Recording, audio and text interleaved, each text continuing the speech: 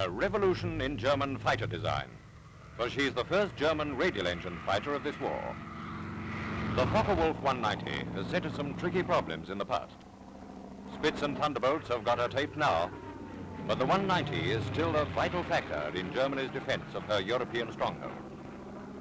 Lancasters by night and fortresses by day often come up against her.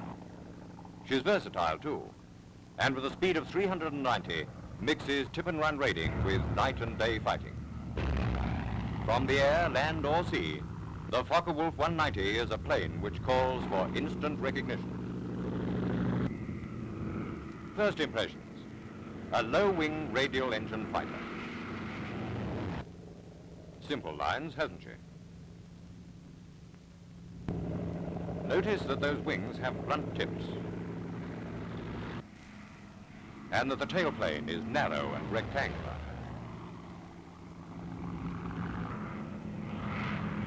Now for a really good look. Slightly underneath, but all the features are still here. The radial engine makes the 190's nose completely round, and the size of that nose gives you some idea of the amount of power that's packed into it. Check up on the low wings with dihedral from the roots, and the cockpit stepped well up to give the pilot a good view. That gives you quite a bit to go on.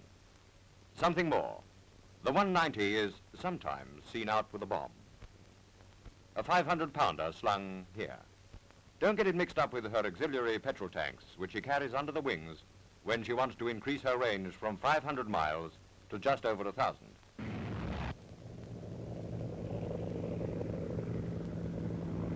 Now look at her from a bit further underneath. Plenty more here.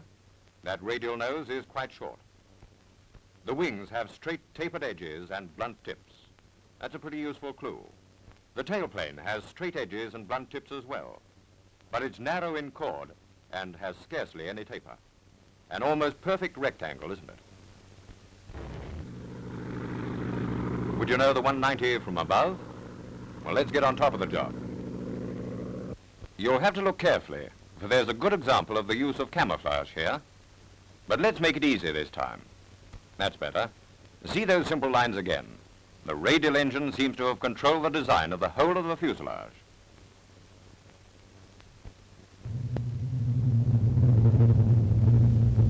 As she moves into side view, here's a better view of the fuselage. Yes, the shape of that BMW 801 engine dominates the lines of the fuselage from large spinner right back to fin and rudder, which has an outline that's easy to remember. The position and shape of the cockpit offer one more very good point to go for. That fairing underneath is to streamline the bomb rack, which is usually mounted here on the bomber version. On the fighter, this fairing doesn't appear at all. Now for the next angle. Hold it. You can't miss that short nose. And despite the radial engine, that fuselage has a lean look at this angle. Now we've got an ideal view of the wings and the tailplane. The wings, remember, have straight taper to both edges and blunt tips. The tailplane has blunt tips as well, but is narrow in chord with scarcely any taper.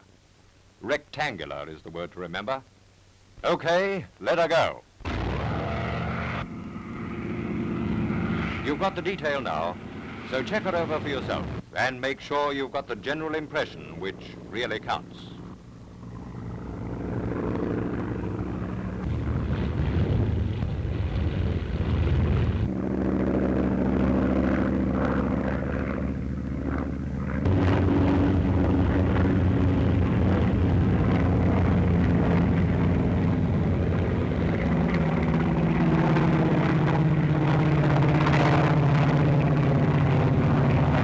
Now to sum up. Short circular nose, low wings with dihedral from roots, straight tapered wings with blunt tips, narrow rectangular tailplane. She's the Focke-Wulf 190, but never let a 190 get away. She's been spotted. Hot on the trail goes the Thunderbolt. Now for it. And what about you? If you can't pick out the Focke-Wulf right through this action, your recognition's at fault, and you must see this film again.